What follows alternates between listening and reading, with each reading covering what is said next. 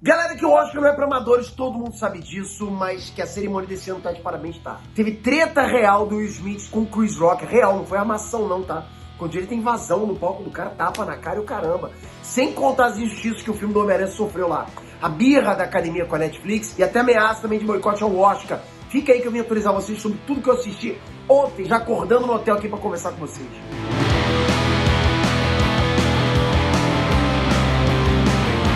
Ele é Frank Peter aqui num quarto de hotel, viajando, com a voz sensual por causa de uma gripe que eu peguei, mas eu não podia deixar de conversar com vocês sobre o Oscar. O que foi aquilo?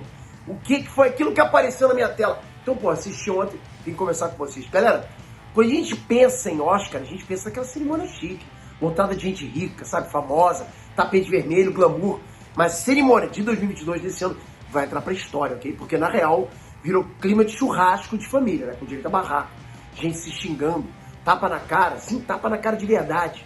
Além dos atores lá se estapeando, também rolou ameaça de boicote, né? Tô dizendo que vai derreter o Oscar em público. Filmes favoritos que não levaram nada e a academia fazendo birra com a Netflix.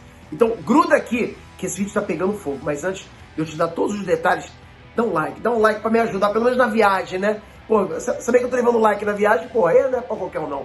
Tamo junto, galera. Obrigado. Bom, pra começar a confusão, antes mesmo da cerimônia começar, rolou maior pressão por parte dos artistas lá pra que a cerimônia do Oscar se engajasse a favor da Ucrânia nesse cenário de guerra.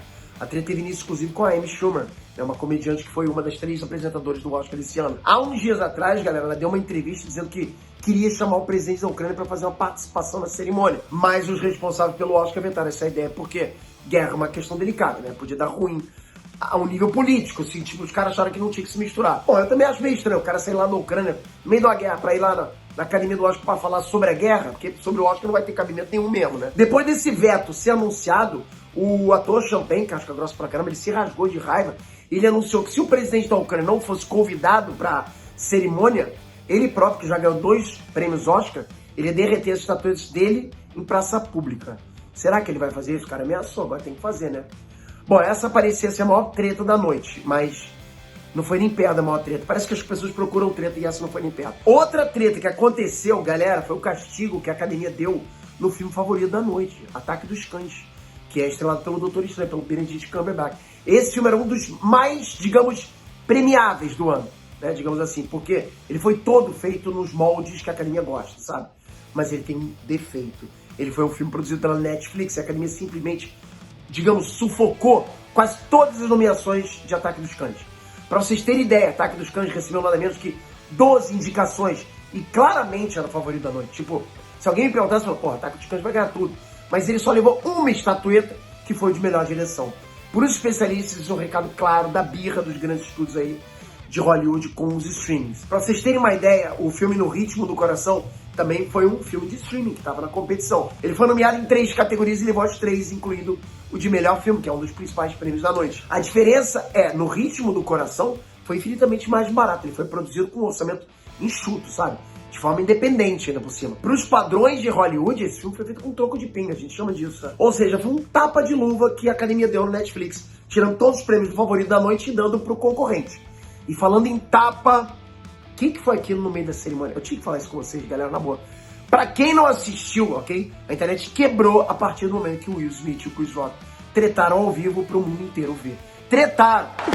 Oh, wow! Will Smith just smacked the shit out of me. Tudo começou quando o Chris Rock entrou em cena pra anunciar um dos prêmios. E como era de se esperar, ele começou a fazer umas piadinhas.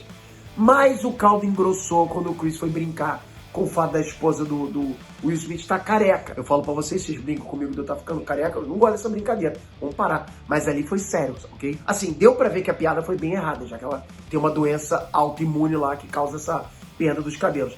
Nessa hora, o Will levantou da plateia e subiu no palco. Keep my wife's name out your f***ing mouth! I'm going to, okay?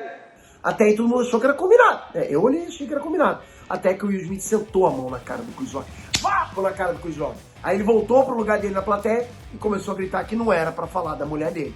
E recheou, tipo, as frases com um monte de palavrão. Nessa hora, o teatro todo e o mundo inteiro que tava assistindo a transmissão ficou com cara de pastel. Foi surreal. Será que era combinado? Não, eu tava na dúvida. A cerimônia seguiu tentando se recuperar desse climão, porra, mas já era tarde demais. Acho que a mente de todo mundo que tava ali só tava focado nesse acontecimento. Eu não consegui pensar em mais nada a não ser nesse tapa. Esse tapa entrou pra história. Menos de meia hora depois, o Will Smith foi anunciado como vencedor do prêmio de melhor ator. Galera, foi o primeiro Oscar da vida do Will Smith. E ele fez isso no dia.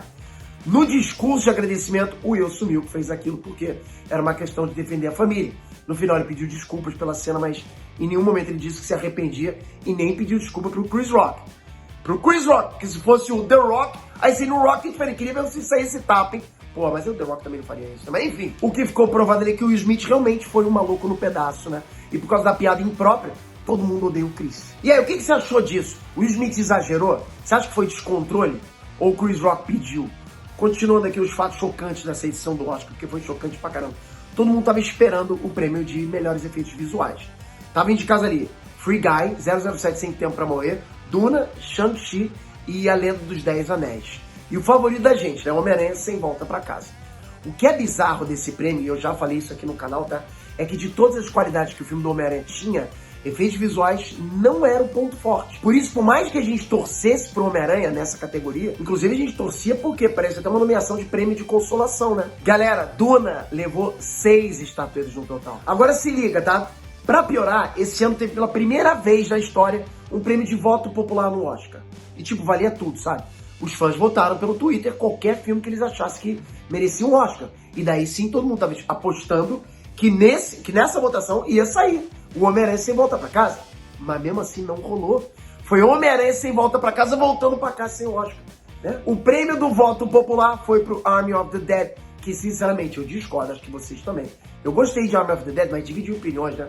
Não é todo mundo que gostou. Foi um filme maneiríssimo, eu curti pra caramba, mas mais do que No Way Home é sacanagem, pô. O inacreditável é que o Oscar fez essa categoria de voto popular justamente pra popularizar o Oscar com o público de blockbuster. E já na primeira vez deu ruim. Tipo, os caras fizeram que isso na boa.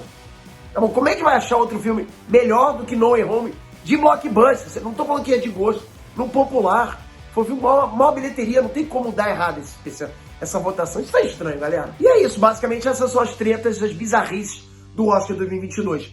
Eu assisti, eu tinha que vir contar pra vocês. Obrigado por mais esse vídeo, galera. Não esquece, se inscreve aqui agora, ativa o sininho.